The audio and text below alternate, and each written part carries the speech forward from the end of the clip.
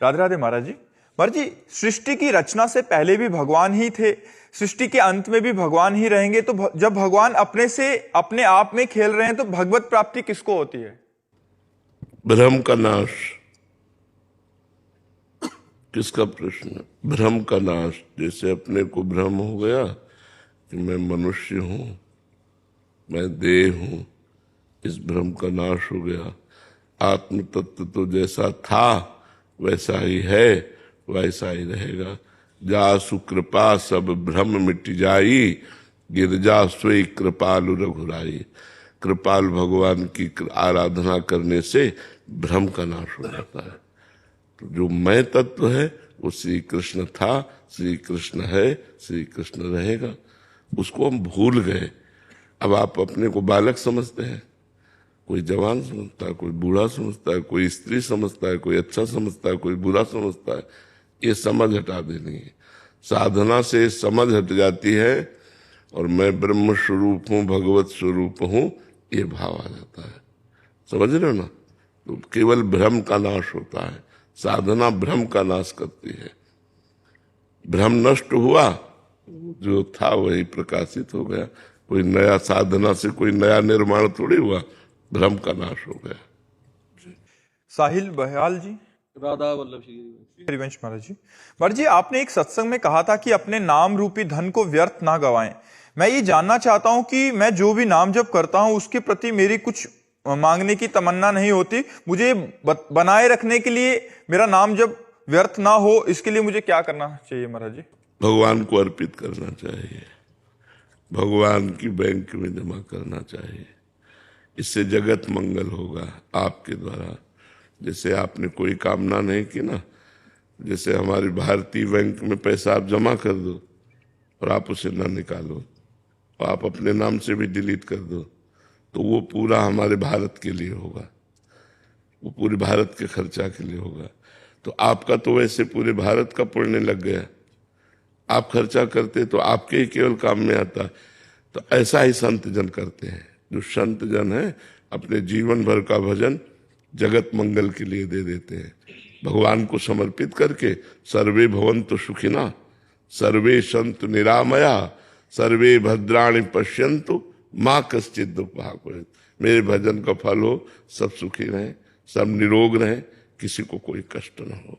इसीलिए संतों को जगत पूज्य कहा गया। तो ये साधु भाव है कि मैं जो भजन करता हूँ मुझे इसका कोई फल नहीं चाहिए, इसका जगत मंगल हो, भगवान जो चाहे वो करें, ये मैं भगवान को समर्पित करता हूँ। गुरुदेव, जैसे कोई इच्छा या कोई कामना नहीं है, उसके लिए धन खर्च होता है, तो अगर मतलब कोई प्रारब्ध ऐसा आ जाता है कि आपको या श्री जी को या मतलब ना कहना चाहूँ तो वो प्रारब्ध टल जाएगा कि यही मतलब यहाँ बात धन लगेगा, इच्छा रूप धन लगेगा जो नहीं, प्रारब्ध को यदि आप टालना चाहेंगे संकल्प करके तो टलेगा, नहीं तो प्रारब्ध भोग लेंगे और हमारा भजन सर्वमंगल में लग जाएगा।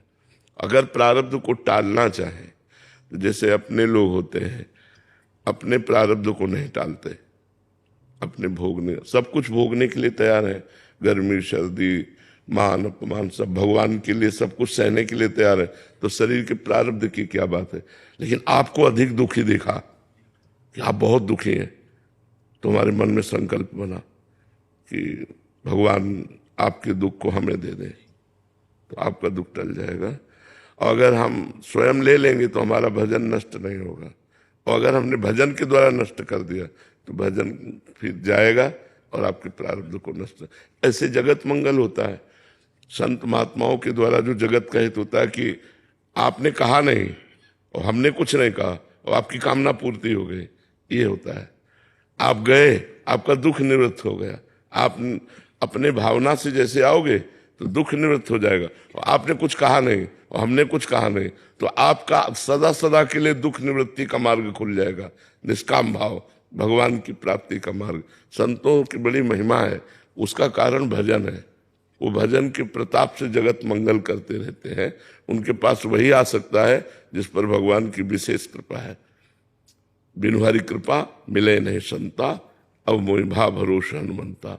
तो वो संता का तात्पर्य केवल वेश से ही नहीं है, उद्देश्य से है। जिसे आप उद्देश्य से कर रहे हो तो संत ही हो।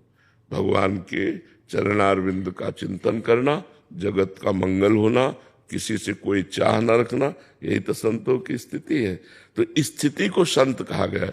जैसे प्रधानमंत्री किसी व्यक्ति का नाम नहीं है, एक पद का नाम है, ऐसे महात्मा किसी वेश या व्यक्ति का नाम नहीं है, स्थिति का नाम है। महान आत्मा, आत्मा तो वही है, लेकिन महान शब्द इसलिए लग गया कि स्व सुख इच्छा का त्याग कर दिया। स्वसुख इच्छा का त्याग करने वाला, तत्सुख भावना में स्थित, उसे महात्मा कहते हैं। तो ये बहुत उत्तम बात है और यही मनुष्य जीवन का लाभ है। और जब आप नहीं चाहेंगे तो सारी जिम्मेवारी भगवान की बन जाती है। वो आगे सामने कांटा है, ये तो देख नहीं रहा, तो वो कांटा किसी व्यक्ति के रूप में आके हटा देंगे या आपके पैर का साइड बदल देंगे। ये उनका कार्य होगा, आपका कार्य नहीं होगा। बड़ा आनंदमय मार्ग है, लेकिन संसारी पुरुष इसे समझते नहीं। संसारी पुरुष बिना कामना और इच्छा के जीवन ही नहीं समझते, बिना कामना और इच्छा का जीवन ही नहीं समझते। और सही पूछो तो सही जीवन वही है जिसमें कोई कामना और इच्छा नहीं है। जी श्रुतिका जी, श्री हरिवंश महाराज जी। महाराज जी, ये उम्र ऐसी है कि कभी कभी भगवान की भक्ति में बहुत मन लगता है, किंतु कभी कभी जिज्ञासा के कारण मन कम भी लगता है। तो भक्ति के इस उतार चढ़ाव के कारण भगवान हमसे नाराज तो नहीं होते कि कभी तो ये अच्छी भक्ति? कोई बिल्कुल भक्ति न करे तो भी भगवान नाराज नहीं होते, कोई खूब पाप करे तो भगवान नाराज नहीं होते। आपको बीज दे दिया गया और खेती दे दी गई, जैसा मना वैसा बो, काटना आपको पड़ेगा, काटना आपको पड़ेगा। अगर आप गेहूं बोते हैं तो दाग छुआरा खाने को नहीं मिलेगा, बमूल बोते हैं तो आपको रोटी खाने को नहीं मिलेगी। जो बोंगे वही आपको प्राप्त होगा। तो जैसे हम भजन कर रहे हैं, भजन में कभी कमी आ रही है, कभी अच्छा भजन हो रहा है, ये तो साधक की दिनचर्या के अंतर्गत है। हमको हठी स्वभाव बनाना पड़ेगा। जैसे हम अपने व्यापार में अगर 500 रुपया प्रॉफिट आज की और 10 दिन लगातार 500 रुपया प्रॉफिट हुई, तो 11वें दिन 300 रुपया हमें बर्दाश्त नहीं होंगे। ऐसे ही साधक भजन का होता है कि हमारा इतना भजन चल रहा है, वो अगर कम हुआ तो बेचैन हो जाता है कि नहीं यार ये बर्दाश्त। अगर वो बर्दाश्त करना सीख गया तो विषयों में गिर जाएगा। जो बर्दाश्त करना सीख नहीं गया भजन को, भजन की कमी बर्दाश्त नहीं, चाहे प्राण निकल जाए, एकदम जिद्दी स्वभाव, वो क्रॉस कर गया, वो माया को क्रॉस कर गया।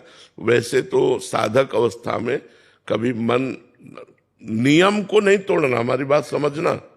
अगर सही मार्ग में चलना चाहते हो तो मानो हमने 2 घंटे का नियम लिया या 11 माला का नियम लिया। अब मन लगे ना लगे मुझे 11 माला तक पहुंचना है। कभी मन लगता है, कभी नहीं लगता है, ये मायाकृत है। तो जब नहीं लगता है तो भी हमें अपने नियम की पूर्ति करनी है। जो नियम पर डटा रहता है वो क्रॉस कर जाता है माया को। और जिसका आज 20 वाला जपा, 2 दिन कुछ नहीं जपा, वो माया पर विजय प्राप्त है। माया पर नियम बाय नियम कसता चला जाए अपने को जितना कसते चले जाओगे उतने आनंद का अनुभव होता जाएगा। और जब तक हमारे पाप नष्ट नहीं होते तब तक भगवदानंद की अनुभूति नहीं होती।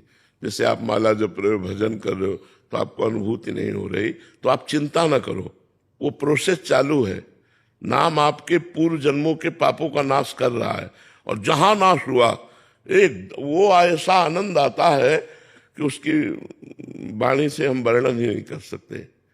मतलब स्मृति लोप हो जाती है संसार की, एक बहुत आनंद। वो कैसे अनिर्वचनीय बात को जो अनुभवगम में भजें जी संता, जिसे अनुभव के द्वारा, तो उसे वाणी के द्वारा कैसे वर्णन किया जा सकता है।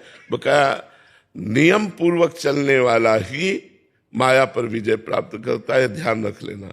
आज 11 माला जपा, कल 5 माला जपा, परसों 2 माला जपा, 4 दिन नहीं जपा, ये महत्वपूर्ण नहीं।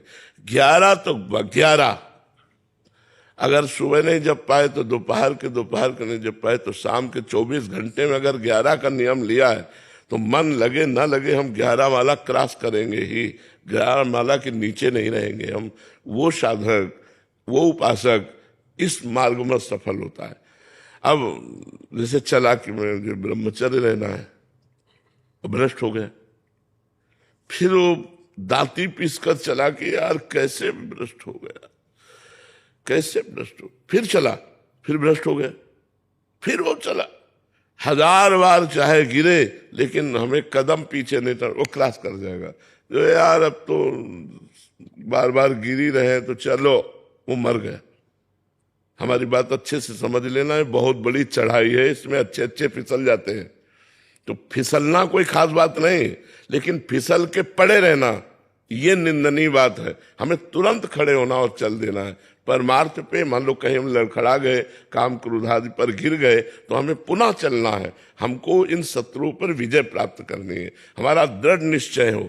इसीलिए दृढ़, अचल ऐसे शब्दों का प्रयोग किया जाता है। बट विश्वास अचल निज धर्मा, अपने धर्म में अचल है, अडिग है, दृढ़ है, तभी इस मार्ग में चला जा सकता है। और किसी भी मार्ग में हो, अगर उच्चतम ऊंचाई पर पहुंचना है तो आपको संघर्ष करना पड़ेगा। संघर्ष से ही जीवन उन्नति को प्राप्त होता है। जो कायर पुरुष है वो तो किसी लायक नहीं होते। सर्दी है, ये है, कुछ रहे, अपने लक्ष्य के आगे कुछ रहे। जब अब देखो ऐसी सर्दी है, 20 वर्ष त्रिकाल गंगा स्नान, 3 बजे सुबह, 9 बजे दिन में, 4 बजे शाम के, त्रिकाल स्नान गंगा का 20 वर्ष। भोजन की व्यवस्था नहीं, रहने की व्यवस्था नहीं, और कभी स्वेटर और ये शाल और ये कंबल इनका प्रयोग नहीं किया, कभी प्रयोग नहीं किया। तो हाँ, जिद्दी स्वभाव। जैसे अब भीषण सर्दी लग रही, गंगा जी में डुबकी और मारी, खड़े हो गए गंगा जी में। तो अपने शरीर को जैसा बनावे वैसा बनावे। एक बार चंद्रगुप्त मौर्य को जहर दे दिया गया, चाणक्य को पता चला। चाणक्य ने मुस्कुरा के कहा कुछ नहीं होगा। बोले क्यों? बोले मैं वर्षों से जहर दे रहा हूं उसको। बोले मैं वर्षों से उसको जहर दे रहा हूं उसके भोजन में, उसको कुछ नहीं होगा। अभ्यास, वर्षों से उसको जहर दे करके सब पुष्ट कर दिया कि अगर तुम जहर एक खुराक दे दोगे तो कोई फर्क नहीं पड़ने वाला। तो अभ्यास योग युक्तेन चेतसा नान्यगामिना, हम ऐसा अभ्यास करें। देखो मनुष्य शरीर मिला, इसे आप जैसा बना लो वैसा बन जाएगा। श्री स्वामी अनंग बोधाश्रम जी एक हुए हैं असनी के, तो चित्रकूट में रामचरितमानस की लीलानुकरण हो रहा था। लीलानुकरण, उसमें लीलानुकरण में भगवान राम 14 वर्ष के लिए वनवास के लिए कपड़े उतार रहे थे, और वो बालक थे, स्कूल में पढ़ते थे। उन्होंने जे ही देखा कि भगवान राम के वस्त्र उतार कर वनवासी वस्त्र, तो उनका अब मैं घर नहीं जाऊंगा। संस्कारी महापुरुष थे, भाग पड़े, गंगा का किनारा पकड़ा। तो असनी है फतेहपुर जिले में, श्री स्वामी शंकरानंद जी महाराज बड़े सिद्ध महापुरुष थे। तो उनका आकर्षण हुआ, उनके पास रुके और कहा स्वामी जी मैं संन्यास लेना चाहता हूँ। बोले इतनी छोटी अवस्था में? बोले आपको प्रण करके कहता हूं कि कभी कोई त्रुटि नहीं होगी। तो उन्होंने सब संतों से सलाह की और संन्यास, जे संन्यास दिया जाता है तो नंगे कर दिया जाता है, दिगंबर कर दिया जाता है। गंगा जी में खड़े करके सारे वस्त्र हटाकर पूछा जाता है आपका कौन? तो भगवान नारायण के सिवा कोई नहीं। बड़ा कारुणिक प्रसंग होता है उस समय संन्यास में। तो जब वो दिगंबर करके संन्यास दे के और लंगोटी देने लगे तो उनका नहीं गुरुजी, बस अब दिगंबर कर दिया तो अब अंबर धारण नहीं करेंगे, अब वस्त्र धारण नहीं करेंगे। आजीवन वैसे ही आजीवन, न कभी किसी छत के नीचे रुके, गंगा जी की बालू में ही पड़े रहते। तप्त बालू, गर्मियों में देखो कितनी तपती हुई बालू की पैर नहीं रख सकते, और ऐसी ठंडियों में ऐसे खुले। तो स्वामी धर्म सम्राट करपात्री जी कहते अगर सचल ब्रह्म का दर्शन करना है तो असनी चले जाओ, गंगा की रेती में पड़ा है। रात दिन अभ्यास योग युक्त, गर्मी सर्दी वर्षा खुले शरीर सहते। अब अरे सर्दी, वीर पुरुष का भी। अब देखो हमारे भारत के सैनिक हिमालय में खड़े कर दिए जाए तो हिमालय में खड़े, बर्फ में, सीधे बर्फ में, वही गला के पीना, उसी में जीना, किस लिए? हमारे देश की रक्षा के लिए।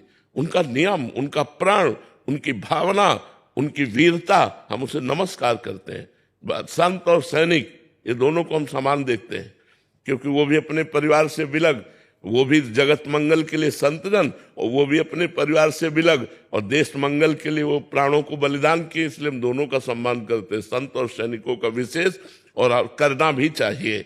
भारत के सैनिक कोई पेमेंट के लिए नहीं है, प्राणों का बलिदान पेमेंट के लिए नहीं होता, वो देश रक्षा के लिए होता है। तो जो दृढ़ निश्चयी है, अब इनकी ट्रेनिंग देखो जब होती है, हम फतेहपुर फर्रुखाबाद गंगा के किनारे है, तो वहां देखा है रेत में दौड़ लगवा रहे हैं, और जरा सा गिर गया तो खड़े करके पीछे से मारा, बूट मुंह भरा, फिर गिरा, मारा थप्पड़ धड़, तब वो जवान जाके ऐसा बनता है कि हजारों को गोली से उड़ा सके, और बॉर्डर पर खड़ा, सीमा पर खड़ा होकर के हमारे देश की रक्षा करता है।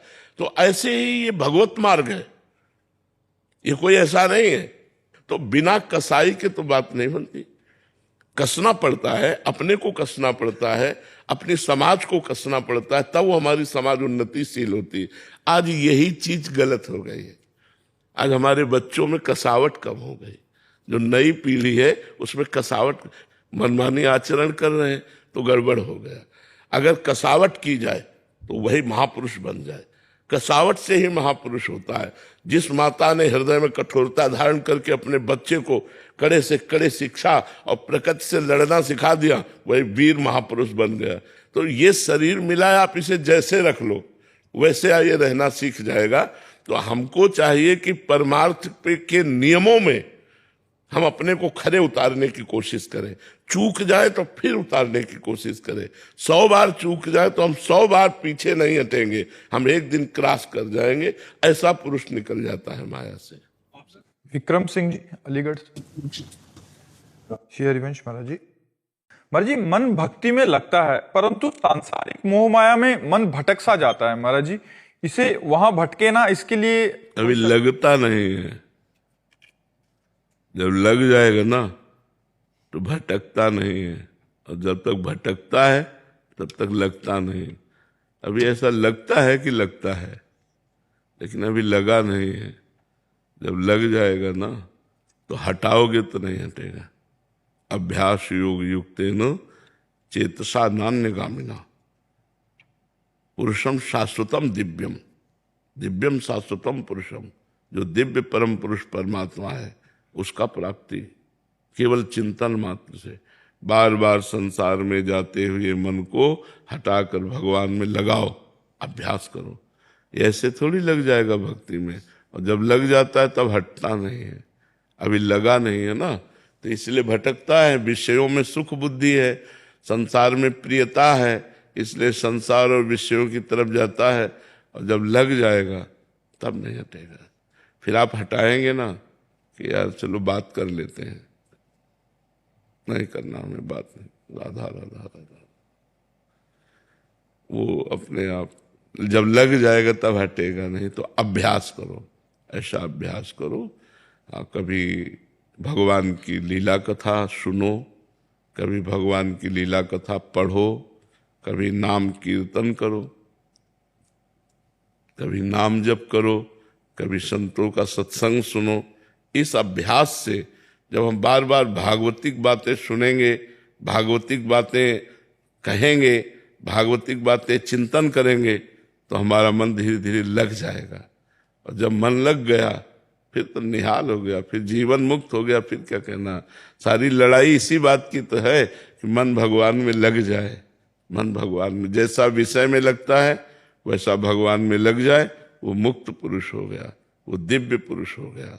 परम पुरुष परमात्मा की प्राप्ति उसको सहज में हो जाए। मन ही तो है, विषयों में लगा हुआ मन बंधन का कारण है, और भगवान में लगा हुआ मन मोक्ष का कारण है।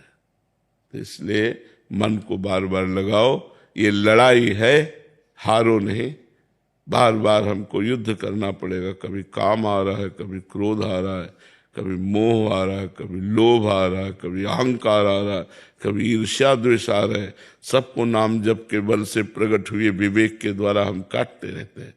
और जब सब पूरा शत्रु पक्ष हार जाएगा तब विजयी हो गए, तब फिर जयति जयति जग उच्चरे, पूरा संसार उसको नमस्कार करता है, जो परमात्मा को प्राप्त कर लेता है। और जो परमात्मा को प्राप्त कर लेता है उसे संसार दिखाई ही नहीं देता, केवल एक परमात्मा ही नजर आता है। परमात्मा प्राप्ति जिसको हो गई उसे एक ही राम सब जगह रमा हुआ नजर आता है, एक ही परमात्मा सब जगह विराजमान नजर आता है। तो उसको प्रणाम नमस्कार से मतलब नहीं रहता, लेकिन पूरा संसार उसे नमस्कार जयति जयति जग उच्चरे, जय हो सारा संसार उच्चारण करता है, जिसे भगवत प्राप्ति हो जाती है। भगवत प्राप्ति उसी को होती है जो संसार में जाते हुए मन को बार बार हटाकर भगवान के नाम में लगाता है, और जब मन लग जाता है तब भगवत प्राप्ति हो जाती है। अखिलेश कुमार जी, राधे राधे महाराज जी। महाराज जी, जीवन क्या है और मृत्यु क्या है? सही मायने में जीना और मरना किसे कहते हैं? जीना जागृत है, मृत्यु सुषुप्ति है। न कोई मृत्यु है न कोई जीवन है। जो जीवन है वो जागृत है, जो मृत्यु है वो सुषुप्ति है। किसी का मरना नहीं होता। पंचभूत पंचभूतों में मिल जाते हैं और आत्मा अविनाशी अजर अमर है। उसी का जागृत होना, बाह्य दर्शन होना जीवन है। उसी का गाढ़ सुषुप्ति जैसे ऐसे मृत्यु है। न मृत्यु सत्य है न जीवन सत्य है। उमा कहूं मैं अनुभव अपना, सत हरि भजन जगत सब सपना। जैसे सपना सत्य नहीं होता, ऐसे ये सत्य नहीं है। न हम सत्य हैं न तुम सत्य हो। हमारे तुम्हारे में जो तत्व है वो सत्य है।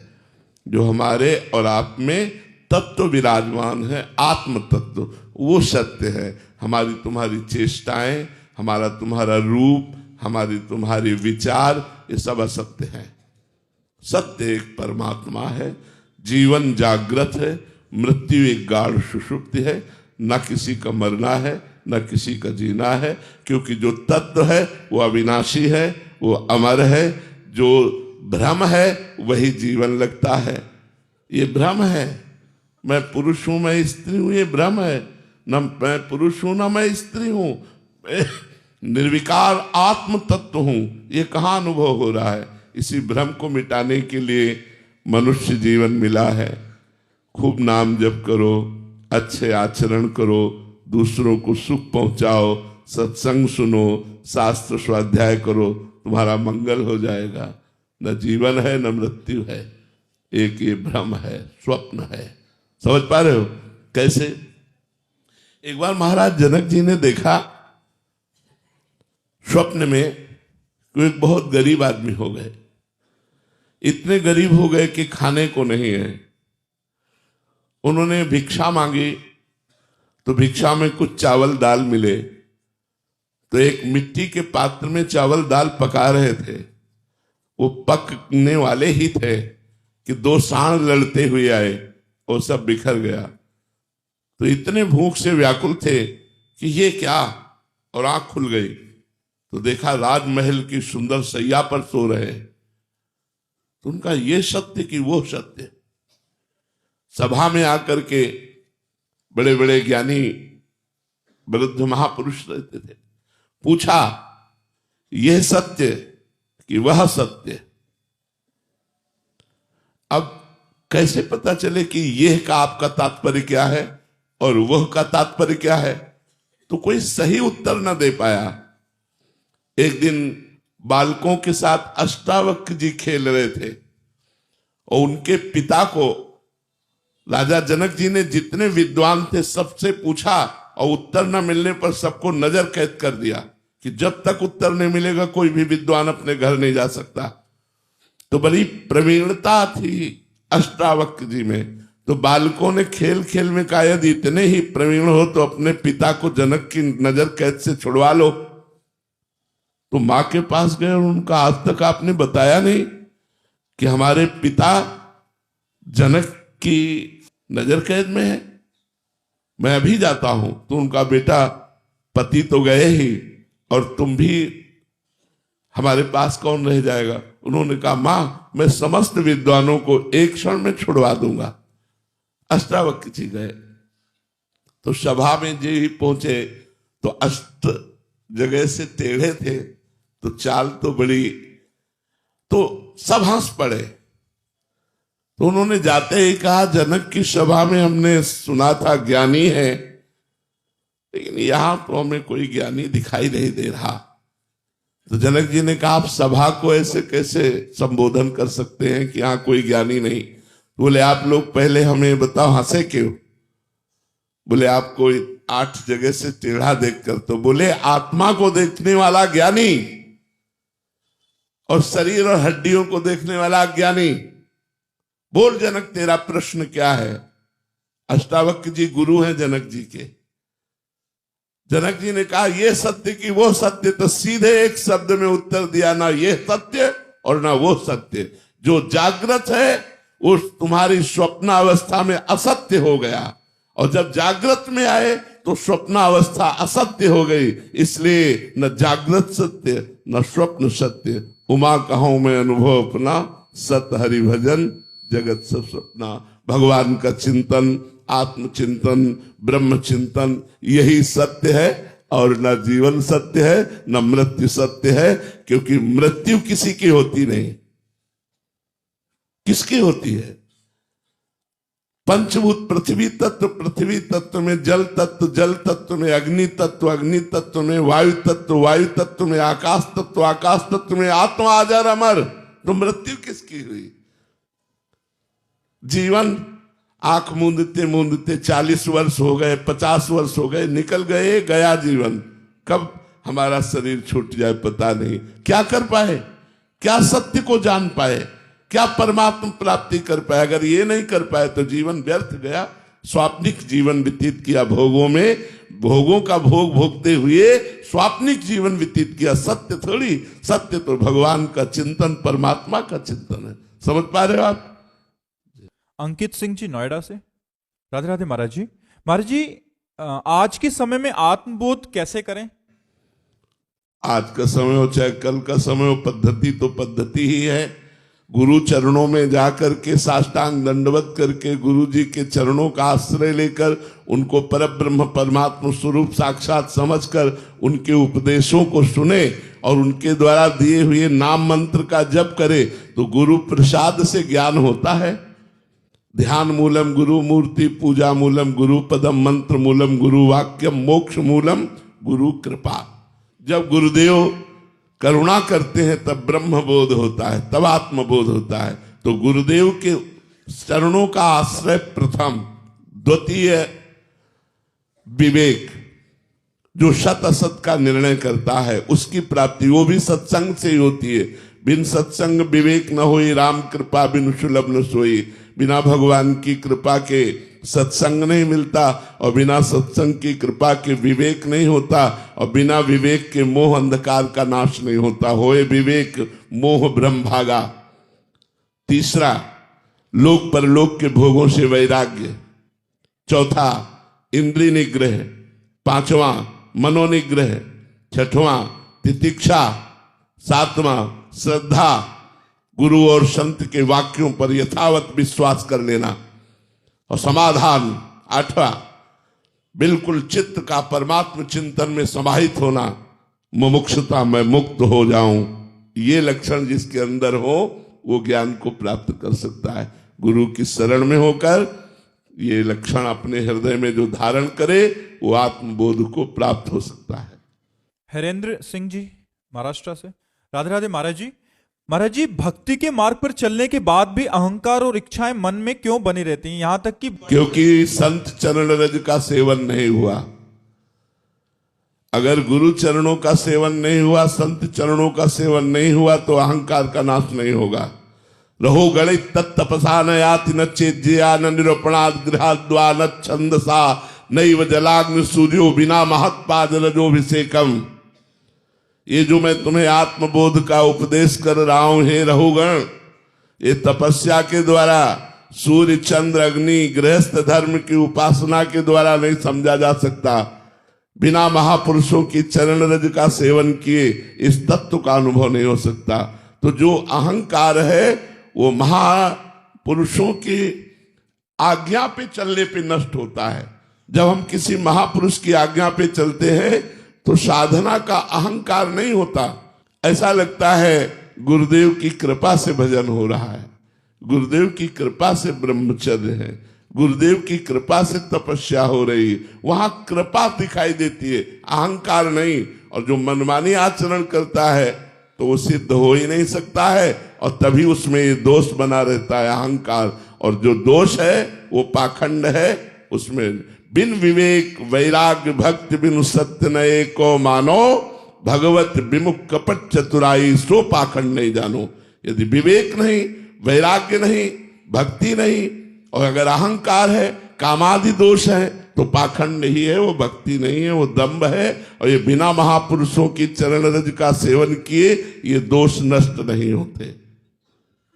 राजू प्रसाद जी, महाराज जी आजकल तपस्या क्या है? जो काम आदि दोषों का वेग है, जो सर्दी गर्मी आदि का वेग है, भूख प्यास आदि का वेग है, इनको सहना ही तप कहते। तप का तात्पर्य है जो हमें क्लेश आ रहा है, व्यथा आ रही, उसको सहना। मात्रा स्पर्शास्तु कौन्ते शीतोष्ण सुख दुखदा आगमा पाइनो अनित्यास तास तितिक्षस्व भारत। हे भारत अर्जुन, ये गर्मी सर्दी, अनुकूलता प्रतिकूलता, भूख प्यास मान अपमान, ये आने जाने वाले हैं, इनको सह जाओ। अपने धर्म पर चलने पर जो कष्ट मिलता है, उस कष्ट को जो सह जाता है उसे ही तपस्वी कहते हैं। वाह तपस्या, इनका कोई खास महत्व नहीं।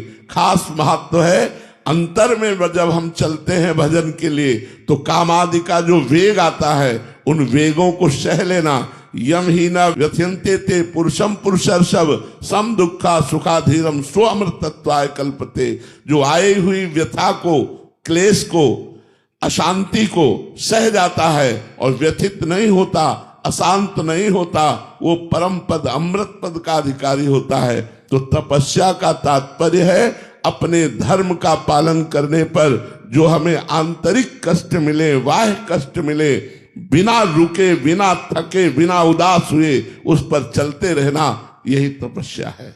जैसे इस समय सर्दी का समय है, आप लोग 4 बजे उठकर स्नान करें, स्नान करके अपनी दिनचर्या में लगे, तो उसमें कष्ट का अनुभव होता है। रजाई में 9 बजे तक पड़े रहना और 4 बजे उठ करके स्नान करके भजन साधन में लगना, तो ये अब ऐसी ठंडी में आप लोग आए, आकर के आप बैठे सत्संग सुन रहे, कहाँ रजाई में अंगीठी के सामने बैठना और कहाँ इस तरह से बैठना।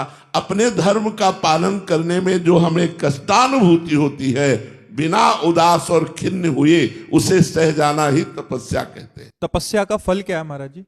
भगवान की प्राप्ति। यदि अन्य चाह ना की जाए तो तप भगवान को प्रसन्न करने के लिए किया जाता है। अगर हम अन्य चाहे करेंगे तो राक्षसों ने, दैत्यों ने भी तपस्याएं की, अन्य चाहों की पूर्ति की और लोक में द्रोह किया, वो तपस्या वंदनीय नहीं है। जिस तपस्या से लोक का मंगल हो और स्वयं का मंगल हो, मंगल भगवान को कहते हैं, मंगल भवन अमंगलहारी। यदि भगवान की प्राप्ति हो और परोपकार किया जाए तो सही माने में तपस्या का फल यही है। जैसे संत जन सर्वे भवन्तु सुखिना सर्वे सन्तु निरामया सर्वे भद्राणि पश्यन्तु माँ कश्चित् दुख भाग भवेत्। सब सुखी रहे, सब निरोग रहे, किंचन मात्र भी किसी को दुख न हो, अपनी तपस्या का ऐसा फल मांगते हैं संत जन। पूरा विश्व सुखी रहे, पूरा विश्व रोग रहित रहे, दुख रहित रहे, ये है तपस्या का फल। महाराज जी अगर कामना पूर्ति के युक्त होके तपस्या की जाए तब भी फल की प्राप्ति तो जरूर, अवश्य। तप कभी निष्फल नहीं होता, तप कभी निष्फल नहीं होता, वो अपना प्रभाव दिखा के ही रहता है। चाहे उस, देखो ब्रह्मा जी जानते थे कि हिरण्यकश्यप बड़ा आतंक फैलाएगा, लेकिन वो महान तपस्वी था, उसने जो मांगा वो देना पड़ा। कहा अमरत्व, बोले नहीं अमरत्व नहीं दे सकता। तो बोले फिर दिन में मृत्यु न हो, रात में मृत्यु न हो, तुम्हारे बनाए हुए किसी भी प्राणी अप्राणी से मृत्यु न हो, ऊपर मृत्यु न हो, नीचे मृत्यु न हो, जो जो मांगा सब देना पड़ा। और भगवान सबके बीच का रास्ता निकाल के आए और उसको राधे श्याम कर दिया। तो इसलिए तपस्या कभी निष्फल नहीं होती, देना ही पड़ेगा। चाहे वो जितना मतलब लोक के लिए हानिकारक हो, लेकिन देना पड़ेगा। यदि उसने तप किया और मांग की तो देना पड़ेगा। जैसे एक तपस्वी अपनी तपस्या करके भगवान शंकर को प्रसन्न करने के लिए मांस को अपने काट काट करके अग्नि में स्वाहा कर रहा था, जिसको भस्मासुर कहा गया। भगवान शंकर प्रसन्न हुए और कहा, वृकासुर तू क्या चाहता है? तो उनका जिस पे हाथ रख दो वो भस्म हो जाए। अब ये तो बड़ा अमंगलकारी वरदान है, लेकिन उसकी तपस्या पूर्ण है, तो भगवान शंकर को तथास्तु कहना पड़ा। जे ही तथास्तु कहा तो उसकी दृष्टि जगदम्बा पार्वती पर पड़ी। उसने कहा, पहले शिव के वरदान को शिव के ऊपर ही प्रयोग करते हैं, तो भगवान शंकर के ऊपर ही हाथ रखने के लिए अब भगे भगवान शंकर, क्योंकि वरदान तो वरदान है, उसने तपस्या की थी, देना पड़ा। अब जहां जहां भगवान शंकर भागते, वो असुर तप से संपन्न वहीं भागता। जब देखा इससे पिंड नहीं छूटेगा, तो भगवान श्रीहरि का ध्यान किया भगवान शंकर ने। भगवान श्रीहरि अचानक बीच में आ गए और कहा, वृकासुर प्रणाम। बड़े मृदु शब्दों में वो हाँफते हुए प्रणाम। बोले, कहां भाग रहे हो? बोले, वो शंकर के ऊपर हाथ रखने। तुम्हारे हाथ में क्या है? बोले, वरदान दिया है कि जिस पर हाथ रख दोगे वो भस्म हो जाएगा। बहुत जोर से हंसे। बोले, अब भी तुम मानते हो? दक्ष ने इनको साफ दे रखा है, इनकी बात देखो, हमारी बात मानो, हाथ रख के अपने ऊपर देखो, और यदि झूठा निकले ना तो हम और तुम दोनों मिलकर विरोध करते हैं। वो समझ ही नहीं पाया, बड़ी चतुराई से भगवान ने उसी का हाथ उसी के ऊपर रखवाया, तत्काल भस्म हो गया, तत्काल भस्म। इसने तप इतना किया था कि वरदान देना ही पड़ा। तप का फल कभी नष्ट नहीं हो सकता, वो देना ही पड़ेगा। जिस देवता से, जिस भगवान से जो चाहोगे वो प्राप्त कर सकते हो, पर ऐसी तपस्या होनी चाहिए। डॉक्टर प्राची त्यागी जी, राधे राधे महाराज जी। महाराज जी, जब हमें ये पता है कि ये मिथ्या और नश्वर संसार है और हम मोह माया से बचना भी चाहते हैं, पर इन दिखावों से चाहकर भी बच नहीं पाते, क्योंकि सादा जीवन नहीं, सही माने में नहीं पता है। पता होते हुए भी सही माने में नहीं पता। जैसे 2000 रुपए का एक अटैची आपके सामने नोट डाले, क्या आप एक भी उठाने की चेष्टा करेंगे? नहीं, क्योंकि आपको सही माने में पता है अब इसका प्रयोग नहीं होता। 2000 रुपए की हम एक अटैची आपके सामने डालें तो आप एक भी नोट नहीं उठाने की चेष्टा करेंगी, क्योंकि सही माने में आपको पता है कि अब प्रयोग में नहीं आते। लेकिन 500 के 2 4 5 फेंक दें तो आप अगल बगल जरूर देख के लगेगा उठा ले, क्योंकि प्रयोग। हमको संसार के भोग प्रिय लगते हैं, सत्य लगते हैं, पक्का। अगर सत्य न लगे तो किसी के कहने या किसी के दिखावे के लिए हमको करने की कोई आवश्यकता नहीं। हम सत्य पे चले, धर्म से चले, जितेंद्रीय बने। इससे व्यवहार जो अच्छा होगा वो व्यभिचारी बनने पर, वो भोगों को भोगने पर नहीं होगा।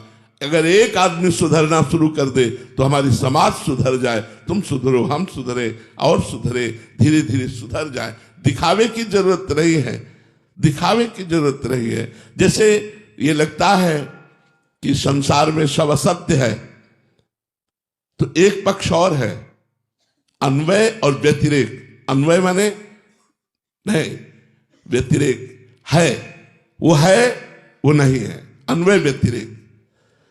तो अगर संसार असत्य है तो संसार सत्य भी है, उसका अन्वय बोलते हैं कि वो है। सी राम में सब जग जानी, जड़ चेतन जग जीव जत सकल राम में जान, सर्वम खलमिदम ब्रह्म। ज्ञान प्राप्त करने के लिए ब्रह्म सत्यम जगन मिथ्या, लेकिन जब ज्ञान प्राप्त हुआ तब क्या हुआ? सर्वम खलमिदम ब्रह्म, वही ब्रह्म ये मूर्तिमान है, वही भगवान सब रूपों में विराजमान है। तो अगर हमें पत्नी का रोल मिला है तो हम अपने पति को भगवान समझकर व्यवहार करें। माँ का रोल मिला है तो हम अपने पुत्र को भगवान समझकर प्यार करें।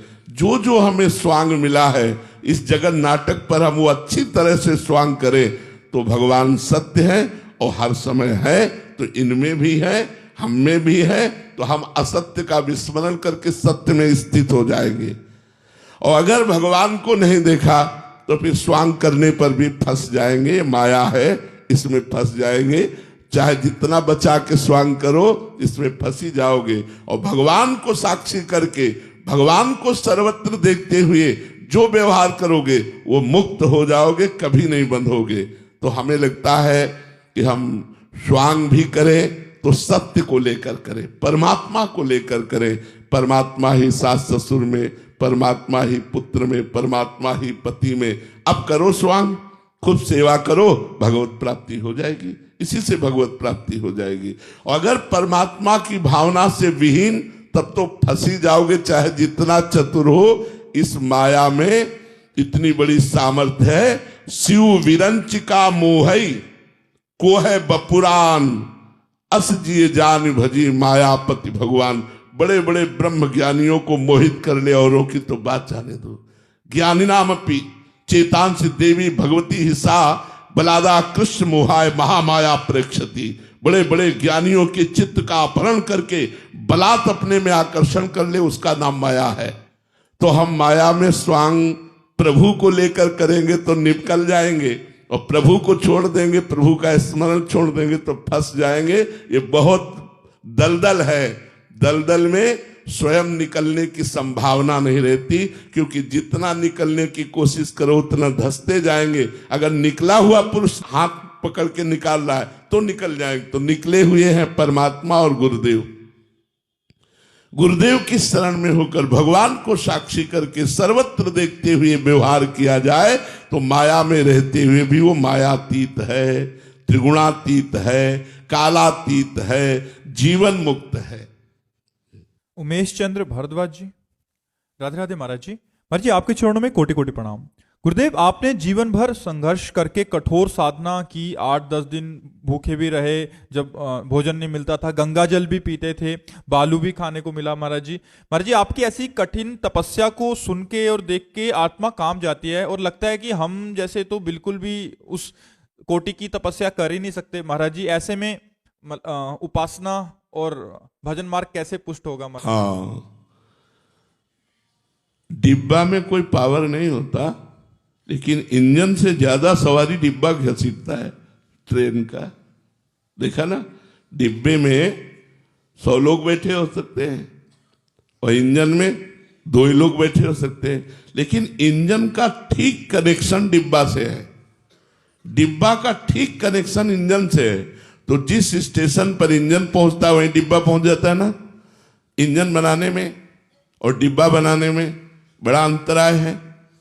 बड़ी मशीनरी लगी इंजन बनाने में, लेकिन जो इंजन यात्रा करता है वही यात्रा डिब्बा करता है। तो आप ये समझ लो, संत हैं इंजन और आप सब हैं डिब्बा। अगर आपका कनेक्शन सही है तो आप सैकड़ों को लेकर के वहीं पहुंच जाएंगे जहां संत पहुंचते हैं। आपको तपस्या करने की जरूरत नहीं है, आपको उनकी तपस्या के द्वारा अनुभूत वचनों को मानने की जरूरत है। वो जैसी आज्ञा कर रहे वैसा मान लो, तो आप अपने परिवार सहित, अपने मित्रों सहित वहीं पहुंच जाएंगे जहां संत को पहुंचना है। संत तो भगवान के द्वारा निर्माण होता है, संत का जीवन भगवान के द्वारा निर्माण होता है। वो अगर सही माने में पूछो तो भगवान की कृपा के बिना संत बना ही नहीं जा सकता।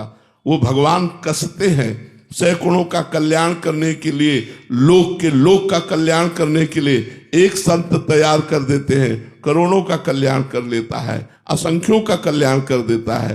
तो हम स्वयं उस कोटि के बन जाएं, ऐसा तो भगवान ही बना सकते हैं, लेकिन उनके शरण में होकर उनकी आज्ञा का पालन करते हम वहीं पहुंच जाएंगे जहां वो पहुंचेंगे, इसमें कोई संशय नहीं। आप बात समझ रहे ना? नीलकंठ जी, नेपाल से, राधे राधे महाराज जी। महाराज जी, मैं एक दृष्टि हूं या दृष्टा हूं या करता हूं, मैं कौन हूं? नाम जप करो, पहले नाम जप करो। करने से करने का वेग मिटाओ। फिर जब नाम जप करते करते हृदय पवित्र होगा तो आप देखोगे आप केवल दृष्टा हो, आप करने वाले नहीं हो, आप करता नहीं हो। कर्ता और भोक्ता भाव अज्ञान में होता है, ज्ञान में नहीं। आप उसके देखने वाले हो, और वो भी तब तक जब तक ऊंचाई में नहीं पहुंचे। और जब ऊंचाई में पहुंचोगे तो दृष्टा और दृश्य ये सब गायब हो जाएगा, केवल एक भगवत स्वरूप रहेगा। जो त्रिपुटी है, दृष्टा, दर्शन, दृश्य, ये तीनों का लय हो जाता है और केवल ब्रह्माकार वृत्ति, भगवताकार वृत्ति, ये सब भजन से होगा। केवल बातों से सुनने या पढ़ लेने से नहीं होगा। जितना भजन करोगे, जितना तप करोगे, उतना हृदय पवित्र होगा, और पवित्र हृदय में गुरु प्रसाद से ज्ञान का उदय होता है। उसी ज्ञान में हम पहले दृष्टा बनते हैं, और फिर दृश्य का भी लय हो करके वो दृष्टा भाव भी लय हो जाता है और ब्रह्म भाव में स्थित हो जाता है, भगवत भाव में स्थित हो जाता है।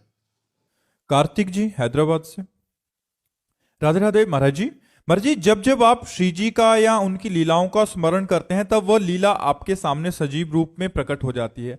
महाराज जी, ऐसे ही हम जैसे संसारिक लोगों को भी वैसा भाव या वैसा अनुभव हो सकता है? हाँ, क्यों नहीं हो सकता। एक वैज्ञानिक कितना शोध करता है, तो क्या सबको वैज्ञानिक बनना पड़ता है क्या? उसके विज्ञान के द्वारा शोध की हुई वस्तुएं, शोध की हुई जो कार्य प्रणाली में आ रहे, देखो सहज में 10 रुपया का बल्ब लिया, लेकिन एक बल्ब तैयार करने में उस वैज्ञानिक को कितनी मानसिकता लगानी पड़ी, आप विचार कीजिए। एक बल्ब तैयार करने के लिए उसको कितना मनन करना पड़ा, कितना एकांत प्रिय होकर उस पर शोध करना पड़ा, और हम 10 रुपये का बल्ब ले आते। क्यों? उसने तैयार कर दिया। ऐसे ही संत अपने भजन बल से, अपने तप बल से जिसको चाहे उसको लीला में प्रवेश करा दे। उसके लिए उनकी आज्ञा का पालन करना, उनके अनुकूल बनना। स्वयं सातरति सातरति सा लोकांतारयति। तो अब जैसे आप विचार कीजिएगा, जब आप सत्संग नहीं सुनते थे तब आप क्या थे, और जब आप सत्संग सुन रहे हो तो आप क्या हो? तो क्या आप ऐसे सत्संग सुन करके और आज्ञा का पालन करके लीला में प्रवेश नहीं हो सकते? आपको वो तप नहीं करना पड़ेगा जो वैज्ञानिक को शोध करना पड़ा, जो एक तपस्वी संत को शोध करना पड़ा। वो 10 वर्ष की साधना की अनुभूति को 1 सेकंड में आपके सामने रख रहा है। बस आप पकड़ लो उसे और वहीं से चल दो। तो अब जैसे मुगल सराय से ट्रेन आ रही है, मथुरा स्टेशन से क्रॉस करेगी, तो आपको जरूरी मुगल सराय में जाके चढ़ना?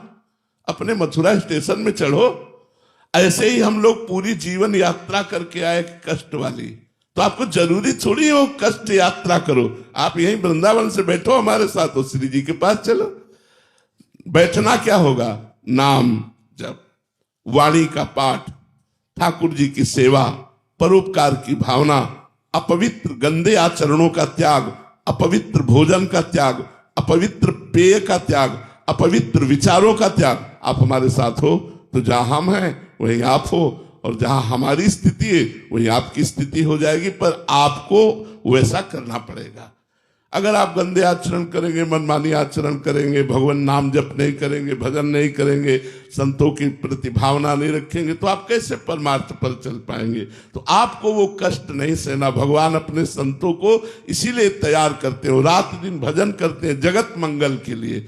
आपको वैसा कष्ट नहीं सहना, आपको सिर्फ उनकी आज्ञा का पालन करना है। श्री राधा वल्लभ लाल की जय।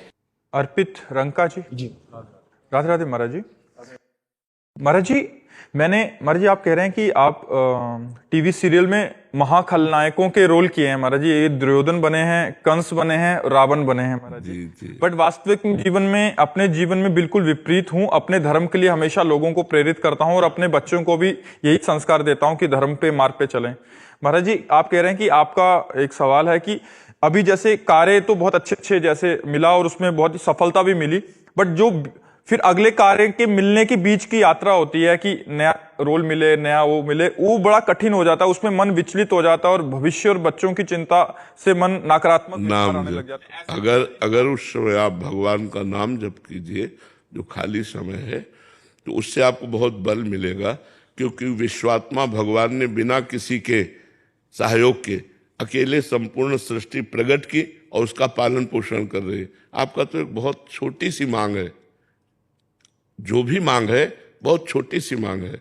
एक अपने परिवार का पोषण, एक अपने भविष्य की उज्ज्वलता, एक अपने चरित्र की उन्नति, बहुत छोटी सी मांग। भगवान अनंत ब्रह्मांडों का भरण पोषण करते हैं, अनंत ब्रह्मांडों की उन्नति का। तो यदि हमारा चित्त भगवान से जुड़ा रहा तो हम सर्व संपन्न हो जाएंगे। जितने भी ये खलनायक के किरदार हैं, ये सब महान तपस्वी थे, साधारण नहीं थे। जैसे रावण, भगवान शंकर की कट्टर आराधना करने वाला, तब उसको सब वैभव प्राप्त हुआ। तो चलत दशानन डोलत अवनी, पृथ्वी कांपती थी जिधर से वो चलता था, चिघाड़ कर भुजाएं ठोक देता था तो दसों दिशाएं कांप उठती थी। किस बल, किसके बल से? तपस्या के बल से। कंस तपस्वी था, काल नेमी राक्षस था, तपस्या किए हुए था, उसी के तपस्या के बल से हाहाकार मचा हुआ था। तो जो भी हुए, एक उच्च कोटि के खलनायक जो भगवान से युद्ध किए, सीधे भगवान से युद्ध किए, ये सब महान तपस्वी थे, कोई साधारण नहीं थे। तो इनके पास कौन सा वैभव नहीं था? भगवान ने आलिंगन किया, चाहे क्रोध से ही सही भगवान का साक्षात दर्शन करते हुए प्राण त्याग किए। इनसे बड़ा तपस्वी और कौन हो सकता है? चाहे रावण हो, चाहे कंस हो, चाहे कुंभकर्ण हो, चाहे हिरणाक्ष, हिरण्यकश्यप, शिशुपाल, दंतवक्, ये सब भगवान के निज पार्षद है। तो अगर हम यहां कुछ भी प्राप्त कर पाएंगे तो तपस्या से, तप बल। असुरों ने भारी तप किया और वरदान मांगा और फिर त्राहिमाम मचा दिया पूरी सृष्टि में। तो हमको चाहिए कि तप और संयम के द्वारा हम अपने पर कंट्रोल रखें, हमारा चरित्र पवित्र रहे और हम नाम जप करते हुए भगवान की आराधना में तन्मय रहें। जब किरदार मिले तो घुस कर किरदार करें, उस समय यही अनुभव करें मैं वही हूं। उस समय मैं रोल कर रहा हूं ऐसा याद ना रहे, याद रहे कि मैं दशानन ही हूं, मैं कंस ही हूं।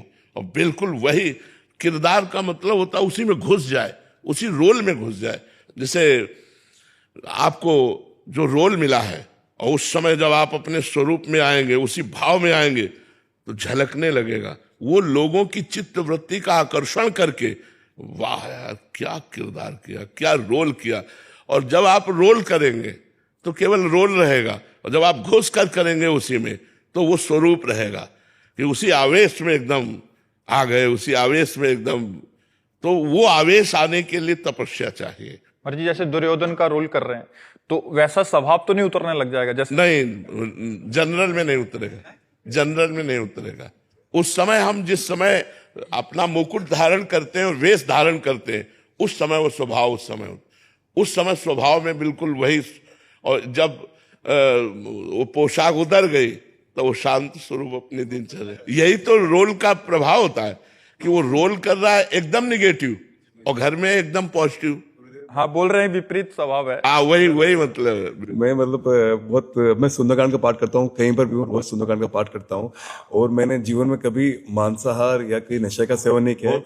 और मुझे लगता है कि आप हमेशा स्वस्थ रहें, क्योंकि आपने जो पूरे संसार में जो आपने परिवर्तन किया है आपके शब्दों द्वारा, तो मतलब गुरुदेव, मैं आपसे काफी समय से मिलने के लिए बहुत था, लेकिन आज साक्षात आपके दर्शन हुए। मैं अपने आप को, मैं शब्द नहीं बोल पा रहा हूँ। मैं बहुत अपने आप को भाग्यशाली महसूस। जी, भगवान की बड़ी कृपा है आपके ऊपर, बड़ी कृपा है। और आप ऐसे उन्नतिशील बनने के लिए नाम जप कीजिए और व्यायाम जरूर करते रहिए।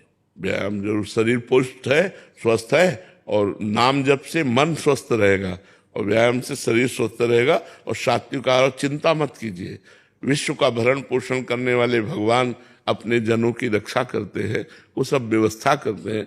तो चिंता करने से आप कमजोर हो जाएंगे और भगवत चिंतन करके आनंदित रहेंगे।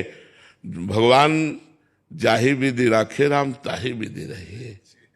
सीताराम सीताराम सीताराम कहिए और जाहि विधि राखे राम ताहि विधि रहिए। और आप निश्चित समझो हम अपने जीवन का अनुभव बताते हैं। हम मांग के खाते थे, भिक्षावृत्ति, सन्यासी थे, संत हैं तो मांग के ही खाना। हमारे पास 1 इंच जमीन नहीं, 1 रुपया नहीं। पहली दवा किडनी फेल होने पर 1800 रुपये 1 महीने की आई, सो हमारे पास नहीं थे। मतलब औषधि की तो बात जाने दो, पेट भरने के लिए भोजन नहीं। गेम बदला। आज जानते हो 500 लोगों का बाल भोग बनता है, 500 लोगों का राजभोग बनता है? भगवान का यदि भरोसा है और भगवान का चिंतन है तो गेम बदलने में देर नहीं लगती। उनका बदलने, ये हम आपको अपनी घटना इसलिए बता रहा हूं कि आपको विश्वास हो जाए। ये लौकिक सुख संपत्ति है, और जो अलौकिक है उसे तो हम तुम्हें बता ही नहीं सकते कि जो वो हमें हृदय से प्यार करता है वो बात तो, ये तो मायामयी बात है। हृदय से जो प्यार करता है तुम्हें क्या बता पाए। इसलिए भरोसा रखो भगवान का और नाम जप करो, और जो भी किरदार मिले आपको, जो भी रोल मिले, घुस कर रोल करो, जिससे सामने वाला देख करके थोड़ी देर के लिए उस समय में आ जाए कि इस समय में राम रावण युद्ध में बैठा हुआ हो, इस समय में कृष्ण और कंस के लीला चरित्र में बैठा हुआ, भूल जाए और वो रोल में आकर्षित हो जाए। ये तप का प्रभाव होता है। जब आप भजन करोगे, तप करोगे, तो जैसे उपदेश है, लेकिन उपदेश तभी सार्थक होगा जब हम आपसे कोई चाह न रखे और स्वयं में वो जीवन में हो। जो आपको उपदेश कर रहे हैं तो उसका प्रभाव पड़ जाएगा, और अगर स्वयं में वो नहीं है, हम केवल पढ़ लिख कर आपको बोल रहे हैं, तो थोड़ी देर के लिए मनोरंजन मात्र होगा, उसका प्रभाव नहीं पड़ेगा। अगर हम स्वयं तपस्या परायण हो, जप परायण, और आपसे बोले जप करो, तो ये बात आपके दिमाग में घुस जाएगी और वो आपको जप करा के ही मानेगी। शराब मत पियो, ये बात घुस जाएगी आपके दिमाग में, और आपको शराब को छोड़ना पड़ेगा। ये तप के द्वारा, जब हम तप और जप परायण होते हैं तो जो हम बोलते हैं उसका प्रभाव पड़ता है। जैसा हम चरित्र करते हैं वैसा लोग अनुकरण करते हैं, और अगर हमारे ही जीवन में ना हो तो फिर उसका लाभ क्या। तो आप तपस्वी बनिए, भजन करने वाले बनिए, धर्मात्मा बनिए, और जो रोल आए लोगों को सुख प्रदान करने के लिए उस रोल को सम्यक रूप से कीजिए, तभी सुख में। अगर खलनायक का रोल है आपका, मान लो कंस का, और आप उस तरह का व्यवहार नहीं कर पाते तो लोगों को अच्छा नहीं लगेगा। आपको कंस जैसा ही उस समय आपको दिखाना है, तभी कृष्ण की महिमा प्रकाशित होती है। अगर रावण की महिमा न प्रकाशित हो कि ऐसा बलवान रावण, तो राम की महिमा उच्च कोटि की कैसे प्रकाशित होगी? क्योंकि राम जी ने ऐसे महामहिम रावण को परास्त किया।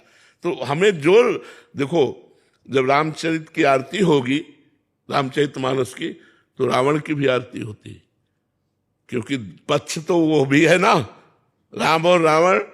जहां कहीं राम का चर्चा होगी तो वो साथ आएगा, क्योंकि विपक्ष में है ना। तो हाँ, तो हमें जो भी रोल मिले, और इतना महान भक्त भगवान का कि अंतिम समय बड़े बड़े ऋषि मुनि भगवान का स्मरण करके प्राण छोड़ने की आकांक्षा करते हैं, और वो प्राण छोड़ते समय कह रहा, कहाँ राम रणहतोपचारी, कहाँ राम है, मैं ललकार करके उनको पराजित करूंगा। अंतिम समय उसके शब्द थे, कहाँ राम रणहतोपचारी।